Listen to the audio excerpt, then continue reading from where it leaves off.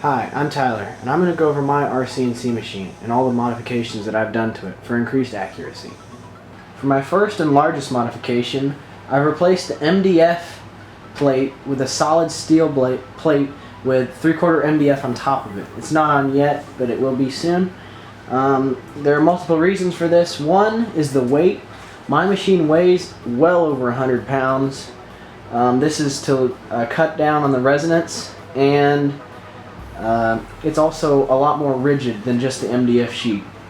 Another reason was I've threaded these holes, so once the MDF is on top, I don't have to add threaded inserts. I just thread it right into the steel, and there's really no chance of these stripping out. For my second modification, I changed the Y-axis belt setup a little bit. I'm using Michael Cornick's belt tensioners as well as steel belts rather than fiberglass belts for the added rigidity.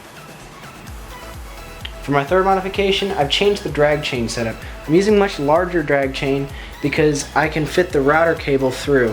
And also, this drag chain opens so that I don't have to feed the cable through. I can just lay it in and then close it back together for much easier wire management.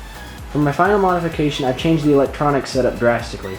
Rather than using the 3D printing specific Arduino board, I'm now using a CNC specific Mach 3 compatible board, and I've changed the stepper drivers to all be the same across all axes. With this board, I've increased the rapid speeds on my machine quite a lot.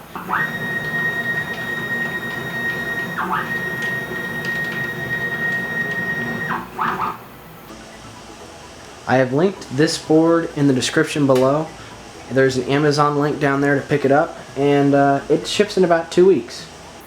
I'm not done modifying this machine, and some speculatory mods that I'm thinking of doing are the Acme lead screw rather than the threaded rod to make the x-axis much faster, as well as possibly doing the belt upgrade. It seems like more work than just replacing that with an Acme screw. I don't know.